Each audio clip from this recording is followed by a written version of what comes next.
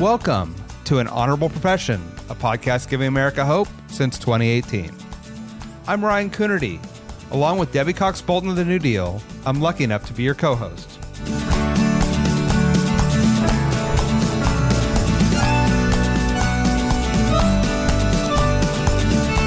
An Honorable Profession is a New Deal Leaders podcast. The New Deal is an organization that supports the next generation of American leaders.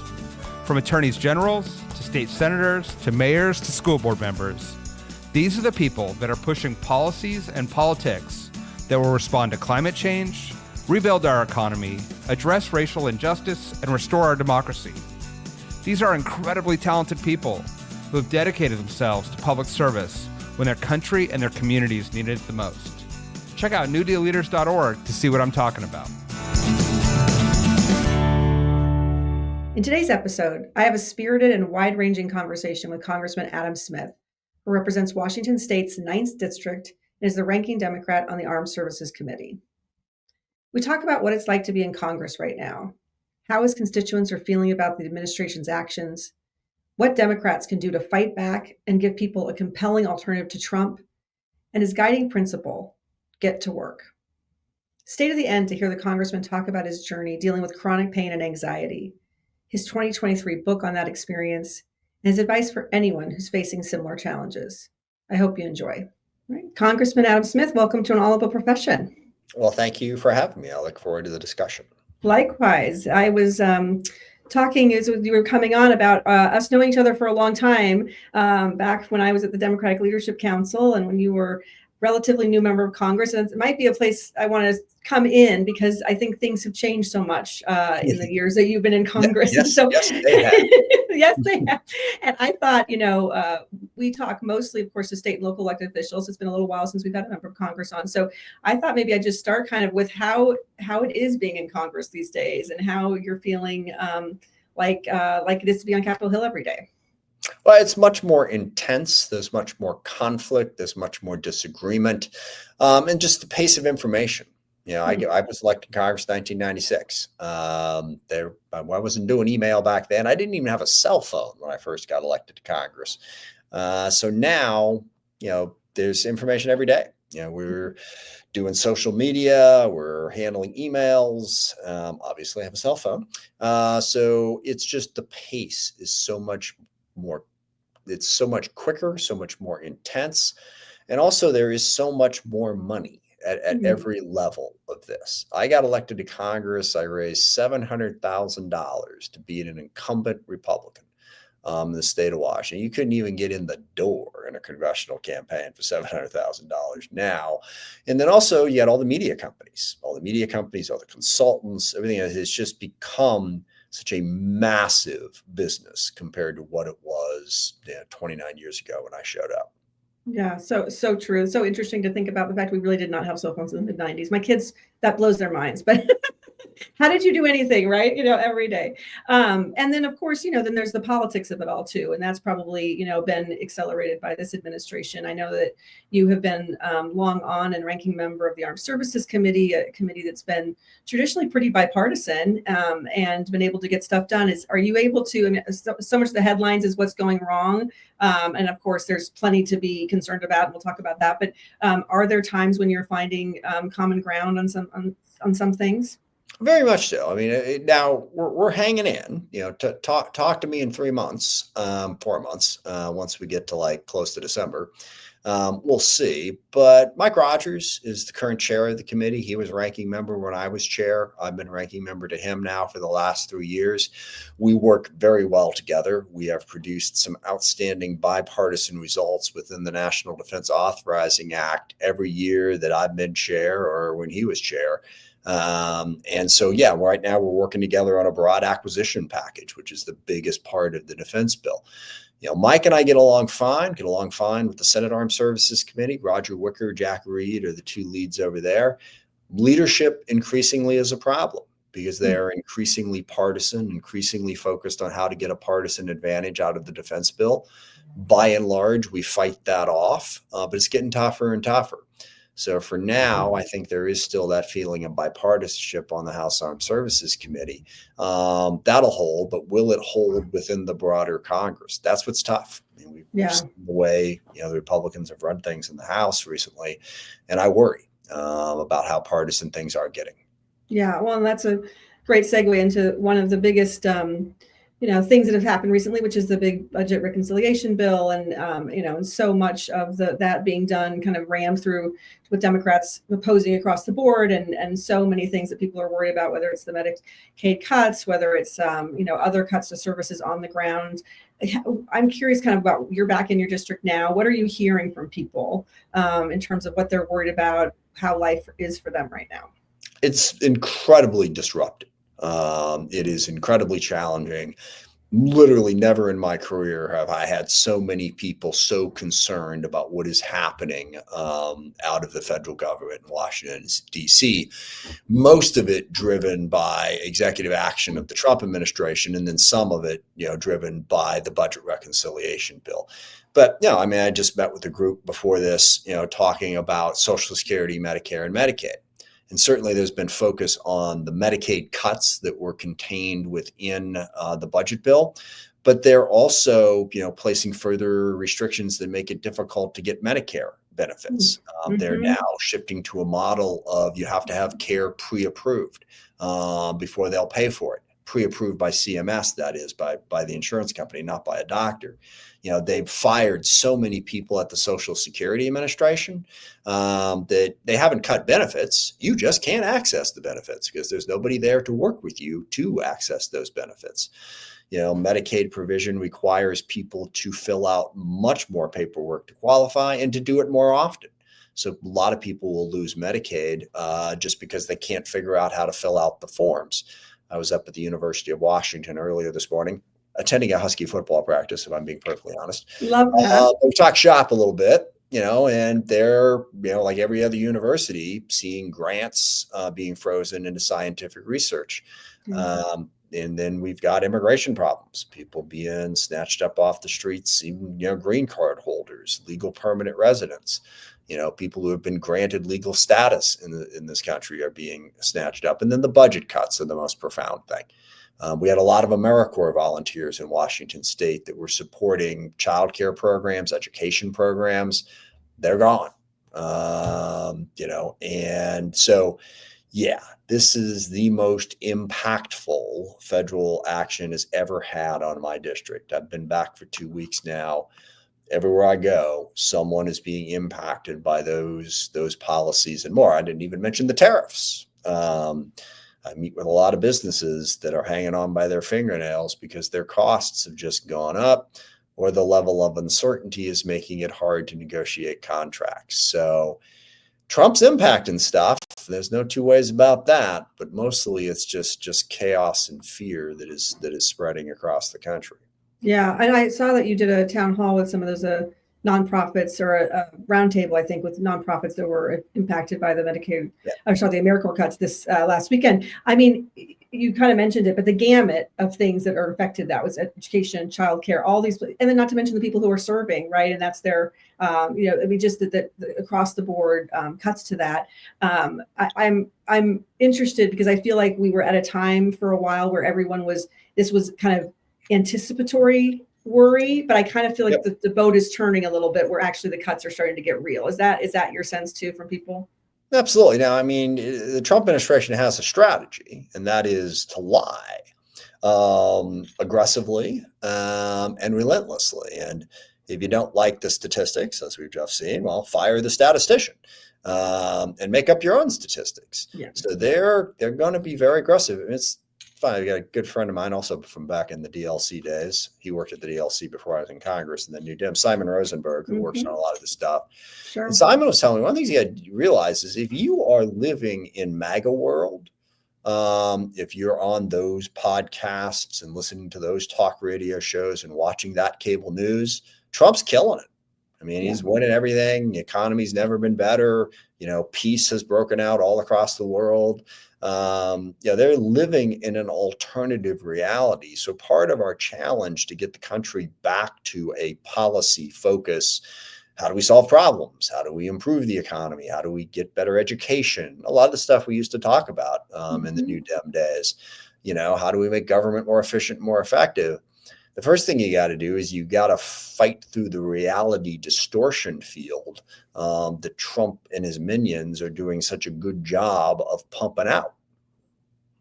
Yeah, I completely agree. And how do we do that, right? Because I've been talking a lot about this in the last, couple weeks. It's the asymmetry to the warfare, right? The fact that, we're just not accustomed to lying or to bending rules Right. or to, any of these things, right? And, I was watching some stuff on the redistricting, for example, this week, right? Where, clearly the Texas governor has made this decision and they're going to do this. But yet when you're listening to it on radio, this is somehow in reaction to the Democrats cheating. This is all the Democrats' fault, right? And you just, how do we make the case, or how are we making the case in the wrong place? Are we not making the case the right way? What's your take on that? Not on that specifically, but just in general. Sure. There are two broad takes on that. One is more how to think about the tactics and strategy just in general. And two is the specifics of dealing with the Trumpian world. Now, the tactics and specifics, and, I came of age in politics working on a ton of losing campaigns back in the 80s when I was, high school, college, law school.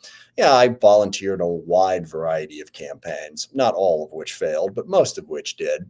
And then I ran my own campaign for the state Senate in 1990, which was an incredibly long shot effort. A lot of different ways to explain that, but they did a poll in June of 1990. So 4 months before the general election, 3 months before the primary back then. And I was down 61-12. Oh my goodness. I won. So from all of those experiences, I developed a basic philosophy, and that is get to work. Don't think about the odds. Don't think about, am I going to win, not going to win? What can you do? And I came up with, what are your assets? What are your liabilities? I don't know if, Princess Bride had just come out at that time, so I was stealing it from them. My joke is in any given campaign, you got three things going for you and three things going against you. Your job is to maximize the former and minimize the latter. Don't think that this is going to be a walkover and nothing bad's ever going to happen. Or again, to quote Simon says, politics is like a basketball game. The other team's going to score. You just have to score more often. Mm-hmm. So that's number one. Let's not, despair is a useless emotion. Get to work. And have that philosophy. They're doing stuff. We can do stuff too. You don't necessarily have to lie either, by the way. You just have to message better, message more aggressively, see your opportunities. But the basics of politics is you're building a coalition that's large enough to win a state Senate race, or large enough to win a congressional race, or large enough to win the presidential race, or you're building a coalition to pass a piece of legislation, to strengthen Medicaid, to help with housing, whatever. You've got to build a group of people who are with you to get done what you need to get done. And so go do it. Figure out what it is you're trying to do, figure out what your message is, and get to work. I don't really have a lot of time for all this, but it doesn't point, so it's pointless because he lies and he gets away with it. Yeah, I'm sorry, I don't know what this podcast is.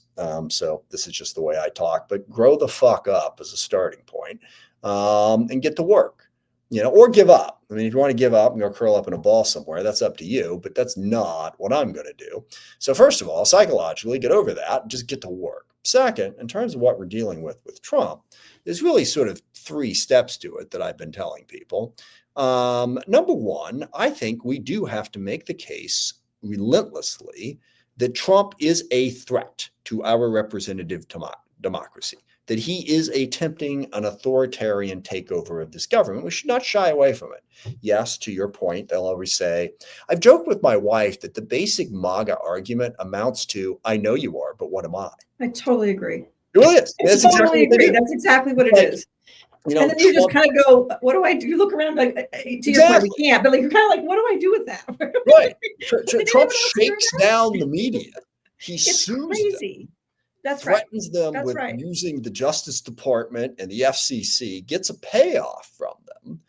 Then you go on there and they say, well, your Democrats are the ones who manipulate the media. It's like, so yeah, it's frustrating, but I can tell you, I've been in a ton of campaigns. And ever since 1990, by the way, I've been winning. I learned a lot from the 1980s and knock on wood, haven't really lost, well, a couple, I guess, presidential stuff and some other things, but I've been winning a hell of a lot more than I've been losing. And in almost all of those campaigns, there are always those moments when you're in despair. It's like, how do they get away with that? Oh, that's part of it. Okay. It's like, you're going to turn the ball over occasionally in football. You're going to get sacked. The other team's going to score. All right, let's get to work. Let's get the coalitions, move forward. So, I think the fact that so many people don't see that, but we still have to make that argument. Look, Trump pardoned all of the January 6th people. He has used the U.S. military for domestic law enforcement. He has shaken down media companies and law firms. He gives disaster relief to Texas, but not to Maryland because of their politics. So keep fighting, keep making those arguments that Trump is a fundamental threat to our representative democracy. Number one. Number two, he's also a fundamental threat to our well-being. His policies are making us weaker financially, weaker internationally. He is jeopardizing. Costs are going up. He's not dealing with it. He's not even talking about inflation. No. He's implementing tariffs as the cost of housing, the cost of education, the cost of food continues to skyrocket. So his policies are hurting us. The programs he's cutting are weakening us all across the country. Meanwhile, he added $4 trillion to the debt in his bill after running on, I'm going to balance the budget. He added $4 trillion to the debt. So make that argument. And the third thing, and this is where we could go on at great length, we have to present a reasonable alternative, which means, to my mind, the Democratic Party has to acknowledge some basic weaknesses. There's three. I refer to the current state of the Democratic Party as a tragedy in three parts. Number one, going back to our DLC days, at the end of the day, as successful as Clinton and Obama were in many ways, at the end of that, we did not have enough opportunity in America. This is undeniable. We still had economics where too much of the wealth was concentrated in the hands of too few people, and too many people were struggling week in and week out to pay their bills. The basic New Democrat mantra of work hard, play by the rules, get ahead. Well, too many people were working hard, playing by the rules, and not getting ahead. We have to acknowledge that. And that's not, I think, way too much of the blame is dumped on Clinton and Obama. I think they did a lot of good things, but we have to acknowledge that we didn't get where we needed to be on that. But second, a radical left ideology took hold about 10 years ago in places like the district that I represent that let crime get out of control, crime, homelessness, drug abuse. But more than anything, government became just inefficient. Housing is unbelievably expensive. We don't build housing. We run the government in a way that focuses too much on lived experience, not enough on results. Mm-hmm. We did not do it. And this ideology, and I could go down a long rabbit hole of what this ideology is, but that left-wing ideology didn't govern well. This is why I'm not excited about Mandami. All right, 33 years old, great. He knows how to use social media. He's talking about cost. The progressive agenda that he's running on, it was tried in Seattle. It was tried in Portland. It was tried in San Francisco. It was tried in Los Angeles. It was tried in California. It was tried in Washington. It was tried in Chicago. Failed spectacularly because it didn't believe in the basic concept of competence in governing well. Now, maybe he'll surprise me. Maybe he has learned lessons from what's happening in Chicago right now and what's happened elsewhere. But the better model to me is what they're doing in San Francisco and San Jose now. Yeah. They've got mayors who came in and said, look, ideology aside, I want to build more housing. I want to get homeless people off the streets. I want to get behavioral health under control. I want to make government work better. And they're getting to work and they're doing it. So we got to deal with that. And then third, I'll try not to kick Joe Biden while he's down. It was a spectacular disaster of a mistake to have for 1 second the thought that Joe Biden should be our candidate in 2024. He was just not up to the job of running for re-election in 2024. And that was, I think, pretty clear from the day he was sworn in 2021. He should have done what he said. He should have been a bridge. And that he wasn't a bridge really weakened our party. He was not an effective messenger for us as we headed into 2024 that hamstrung Kamala Harris and the entire Democratic Party. So those three things where the American people say, yeah, are bad. Shit happens. We didn't do this well. Here's what we're going to do now to deliver for you. Yeah. And so that's what I think. Yeah. I think those are, I think that on the second point in particular, so Matt Mahan was on this podcast talking about his responsibility shelter. He's a New Deal leader. We love Matt Mahan and Sam McCarty, who preceded him and is now your colleague in Congress. But I think what Matt's doing on homelessness is revolutionary. And I'm sitting here in California, and I know how much flack he's taking from some parts of our party for this. But for people who aren't aware of the basic idea, if you missed the Matt Mahan episode, you should go back and listen to it. But talking about the fact that people have a responsibility shelter, we should not be coddling an individual or putting putting an individual's needs above the whole communities. And so he added so many shelter beds to be able to make sure that he could do this. But then when you offer someone shelter 3 times and they refuse, then you can put them in a program, whether it's for addiction or for whatever it is. And this just seems like common sense to me, right? And it's compassionate. That's his point. It's like, this is why I'm getting flack for this not being the compassionate path forward, because somehow being people on the street it's crazy. Why? Yeah. Tell me why. Well, why is because of just how fundamentally flawed this ideology is, because this ideology holds up the individual above all else, because our society is viewed as so fundamentally repressive and awful that individuals ought to be free to do what they want to do.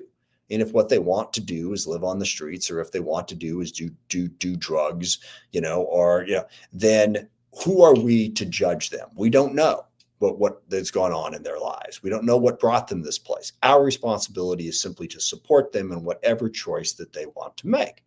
And that's just, to my mind, to Mayor Mahan's point, that's a cruel thing to throw at somebody.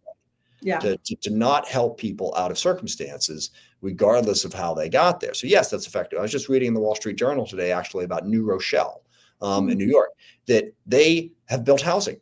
And housing actually has gone down 2% over the course of the last 5 years in New Rochelle, while it's gone up between 20 and 40% everywhere else. How did they achieve this miracle? They built housing. And they achieved that by not giving absolutely everybody a say before you build anything. That's right. Making decisions and moving forward and building it. There's nothing compassionate about saying, well, we need 12 different boards to approve this affordable housing project to make sure that everybody's voice is included. So then the project costs 3 times as much as it should and takes an extra 5 years to build, so nobody has any housing. That's what we need to get back to, showing that progressives can deliver for constituents, for quality of life issues. So it's a huge part of what we need to do. And I'm worried right now that we're trying to ignore that. And look, Trump's a fat target, for anyone on the left. So I can understand why people want to focus on that. But if we don't focus on making ourselves better and more effective, we're going to struggle. Yeah. Well, and I think to that, I agree with you to that point. I mean, I think Democrats will never not be the party of government, whether we like it or not, because we think government can do good things. But as we like to say back in the day, right? If we believe that, then we have a special responsibility to make it work well. And we didn't deliver. People know that, right? Which, by the way, Clinton and Gore did. The whole reinventing government, right? Which was a real reinventing government, not a slash and burn to the ground in the spirit of reform, which was never about reform. It was about making government not work and causing absolute chaos. And so it's about weakening it. It's about weakening it. That's right. So I think that's right. And I mean, if there is a silver lining, of this, I do think a lot of the the abundance, we're kind of abundance adjacent here at New Deal, right? But this idea of trying to make things easier to build. I mean, I hope that there's a momentum behind some of that right now, because we understand that we've actually got to deliver results. But I agree. I think there'll be a tension heading into 26, and I'm curious about your take on what you think the chances are, or how we will be successful to take the House back, which seems to be the most important thing we can do, that we could deliver on to at least get one chamber of the House back, right, or one chamber of Congress back. Is that I worry that we're only going to focus on Trump, and that people are like, I don't like either party, and then it becomes a coin toss almost, right? So I think you've got to do both. 2 quick things. First of all, to your point about Democrats believe in government, I think we need to state clearly what we stand for, and basically what we stand for is the idea that government should always be working towards creating greater opportunity and greater equality for society, and understanding that equal doesn't mean the same thing that equal on the far left means, but we still want to move towards greater opportunity and greater equality. And we believe in the power of collective action to be part of how you get there. Not all of it. Individual action, supporting businesses, all that is great. But government collective action is part about how we build a more peaceful, prosperous, and just society. That's what we believe. And let's go to work on it. But that's the challenge. As far as 26 is concerned, the good news is I think we are well positioned. The DCCC, I think, is doing a great job. We're recruiting good candidates. We've got the right thing going. I mean, the two caveats I have is, number one, the Republicans are going to cheat, and they're already cheating. We're seeing it right this week.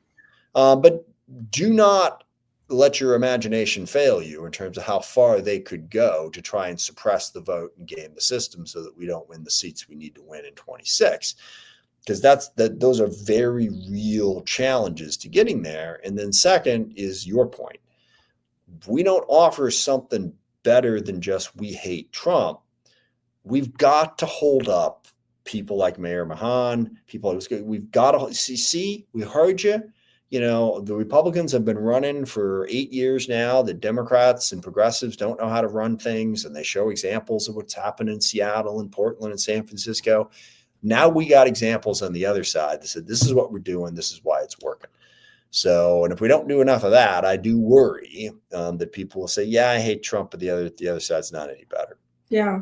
Not to belabor, but on the first point, what do we do? I mean, what do we do about that? What do we do about, I mean, we can name it, we can show it, we can talk about what's happening, but on the cheating piece, we've got secretaries of state, part of New Deal. I know they're working very hard, but what are what's your advice to anybody who's worried about that specific? Well, there's only two things we can do. One is, despite I know you are, but what I am my defense, we have to keep pointing this out, and it does, some of these blows do land. I mean, the fact that Trump fired the head of I forget what the title is, economic Bureau of Labor. Yeah, exactly. Crazy. Yeah. The person who tells us, how many people got jobs, what unemployment is, all that basic stuff. I mean, that caught people's attention. Like, he didn't like the jobs numbers, so he fired the person who gave them to him. Yeah. I mean, I thought shooting the messenger was a bad thing. So I don't think we can shy away. Just because not everyone on Twitter agrees with you when you make that argument doesn't mean that it doesn't land.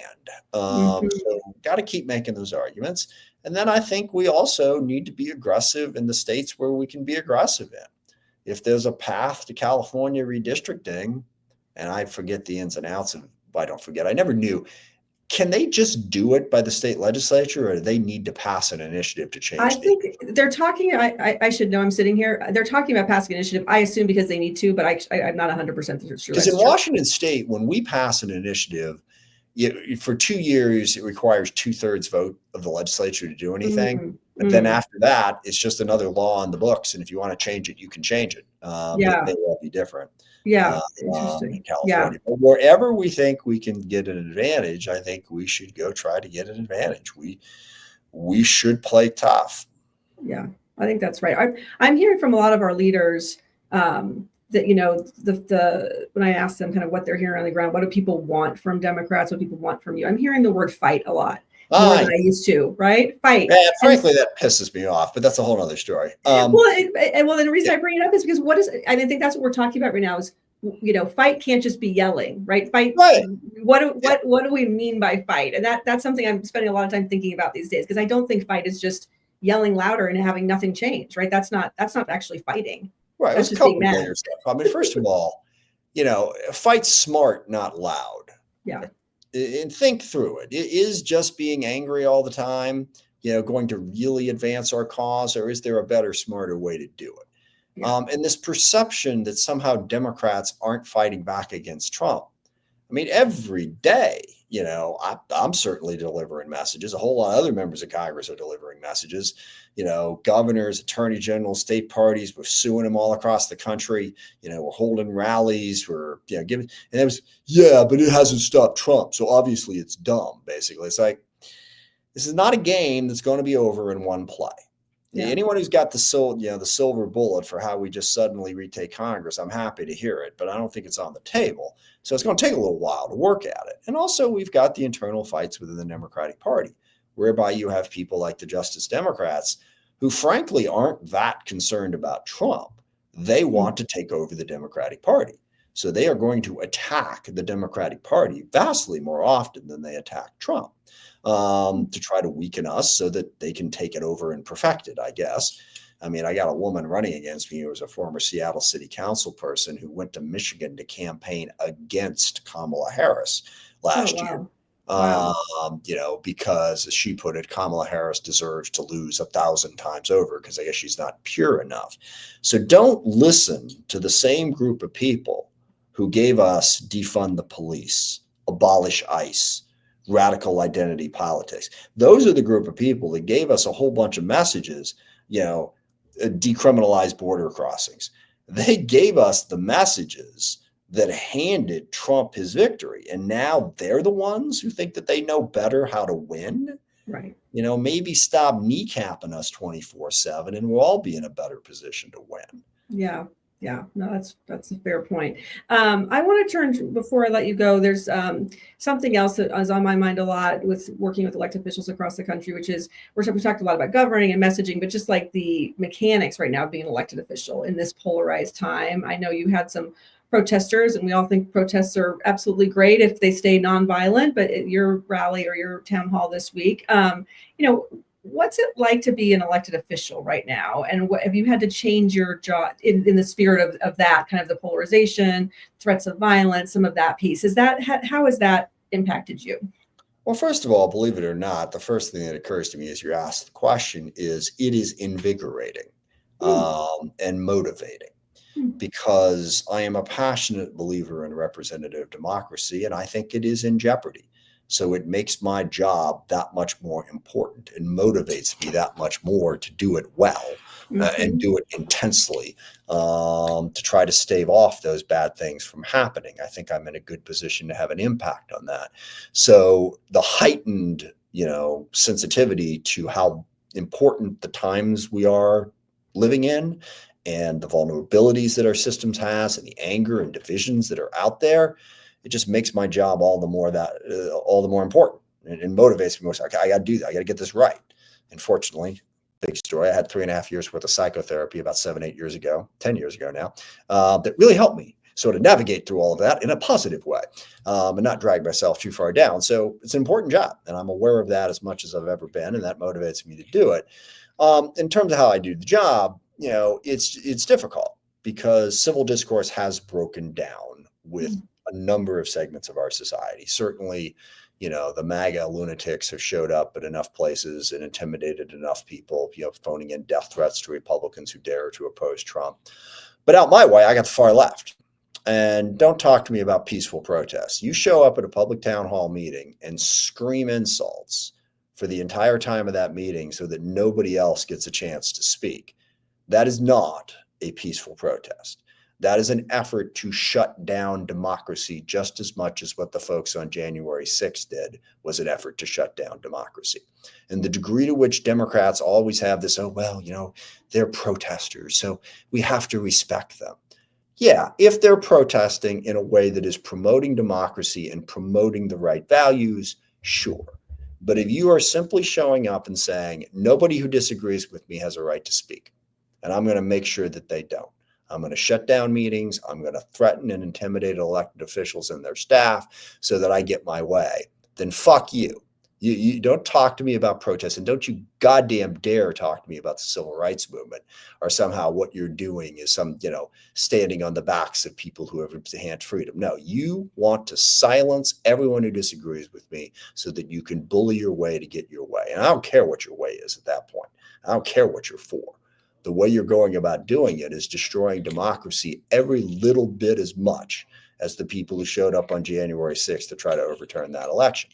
And so we've seen it. Certainly it's silencing people, but then it's using threats and intimidations against elected officials. I'm sitting in my office here. They came storming in here 2-3 weeks ago to scream at my staff while I was back in DC. My staff's working here on behalf of our constituents, doing their job. You disagree with us, you disagree with us, fine. We have never been shy about allowing people to meet with me, talk to me, do whatever. You disagree with me, let's have that conversation. But if you're going to come in here and scream insults at a 22-year-old intern who's doing her job, you can go to hell as far as I'm concerned, because you are not promoting democracy. And then we got this thing around here where you go to the personal residences of members. I've had them come by my house 3 times. Tonight's supposed to be the 4th. Joke's on them. I'm going to the baseball game. But the Bellevue Police Force will be there. I think Democrats need to make it clear that we do not support that crap. And I tell you, I think we're helping Donald Trump when we act like we're okay with that.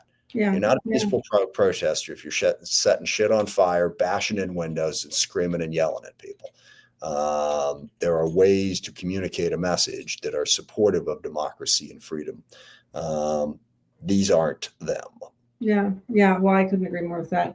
I'll end with just a plug. You kind of mentioned this, the journey you went on, and you wrote a book about that journey. And I think that mental health and well-being right now in this time is so important. And for you, the book 2023, Lost and Broken, My Journey Back from Chronic Pain and Crippling Anxiety. And I think how brave of you to write that. And I guess I maybe end with a question about what did you hope to your readers and maybe our listeners would understand about that journey and what they can learn from your experience. The quick single biggest message is help exists. And there are a lot of people who suffer both from mental illnesses, depression, anxiety. I had depression briefly, but it was more anxiety. And then, I had chronic pain, and the two certainly fed off of each other, but they had separate causes. It wasn't one of those cases where I was manifesting physical pain because of my mental illnesses. I actually had problems with my hips and my back and my knee. And so, people go through that. So don't think that you're the only one or that there isn't help. It's hard. Our medical system isn't always the easiest to navigate. But there are people out there who have been through what you've been through, and you can learn from that and go find help. I mean, the basics of mental health in particular, we just don't really teach people about, cognitive behavioral therapy, how that can help you better manage your emotions, how you can deal with trauma through things like psychotherapy. And then there's this third concept that took me a while to get a hold of, but you have to have a sense of your own self-worth, which is something that you develop as a child if you have, if you're raised properly. I was adopted, there were all kinds of complicated issues, but just understanding that. So the message I want to send is, first of all, to free people up to talk about it, because I think I'm a believer in the truth shall set you free. Don't think that you don't want to talk about it because there's just nothing to do about it. You can get better. You can learn how to, get to a better place, both mentally and physically. And I hope that the story that I told both makes people, I had a member of Congress come up to me and say, your book, I felt like, gave me permission to actually finally talk about the problems I was going through. Wow. So that's number one. And then number two is, I hope as you look at, I hope that you can get there quicker than I did. As I say in the book, I went through well over 100 different medical providers of one kind or another. Now, I'm including, chiropractors and physical therapists and psychiatrists and psychologists and podiatrists and you name it. But it took me a long time. But I hope that helps other people who are dealing with similar problems or are close with someone who is dealing with similar problems. Yeah, well, thank you for that. And I think that will, I think everyone should check out that book. I really appreciate you writing that. I think it's important that particularly in this day and age that we all seek the help we need, right? And as you said, it's out there. So thank you for that. Well, I can't thank you enough, Congressman, for joining me today, for talking a little bit about Washington, the world, and on all of that. So really appreciate your time and keep fighting the good fight. Yeah, likewise. Thanks for doing what you're doing. And we got a lot of work to do. Like I said, look at it this way. It's not boring. It's not boring. You're blessed to live in non-boring times. Is that how it goes? Exactly. It's great to see you again. You too. Take care. An Honorable Profession is a New Deal Leaders podcast. Thanks to the team at NewDEAL for producing this episode. We encourage you to bring honor to public service, and because we keep things honorable, no tax dollars are used in the making of this podcast.